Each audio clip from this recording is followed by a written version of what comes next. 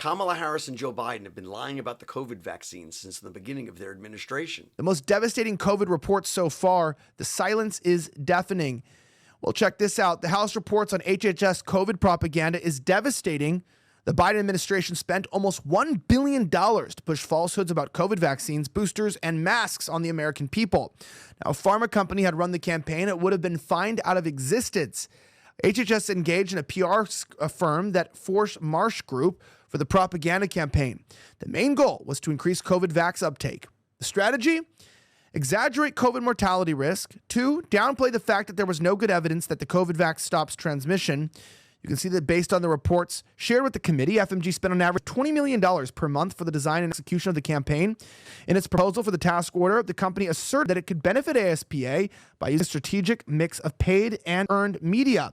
Of course, it's with exclusive radio partnerships, research-based messaging, and reinforced messaging from trusted influencers, celebrities, and sports figures.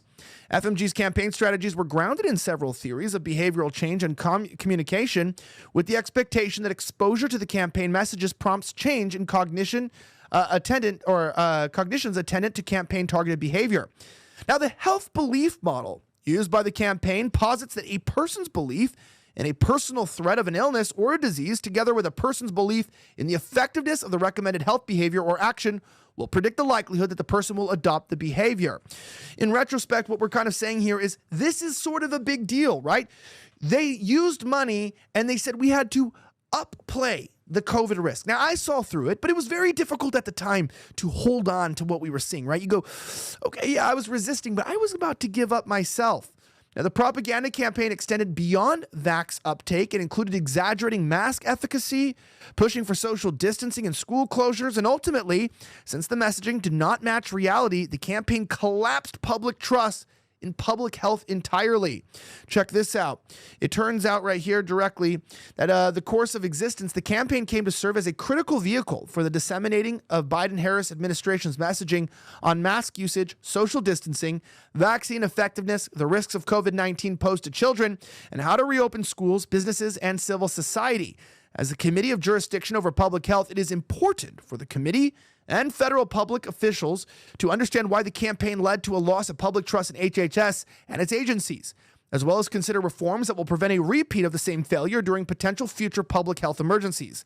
This report is a chronological examination of ads, blog posts, and other public relation material produced for the We Can Do This campaign and overlays campaign activity with critical events during the Biden-Harris administration's response to the pandemic.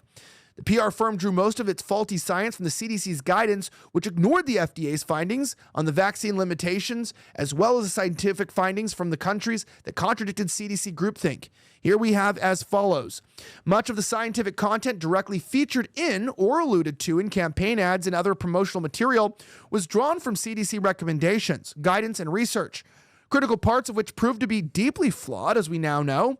The CDC's errors and failures to update recommendations and guidance were reflected in the We Can Do This ads and promotional materials. CDC's guidance, which the campaign relied on, went beyond the terms of FDA's emergency use authorization to state, without evidence, that COVID vaccines were highly effective against transmission.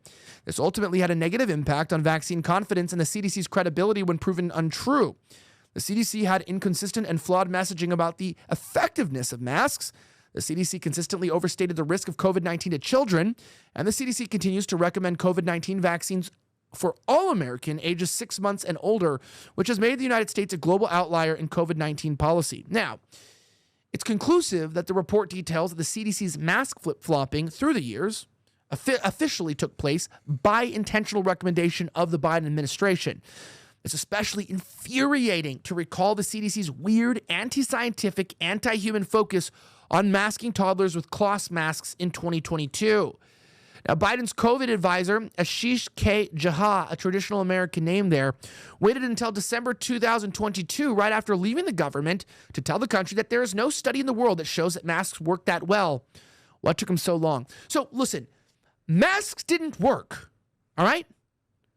They never did. Huge hat tip to Vigilant Fox and the Vigilant News, both worth the follow on X. Well, that's it for me today. Please join the channel because it really helps the algorithm. Don't forget to hit that like button, leave a comment, and share.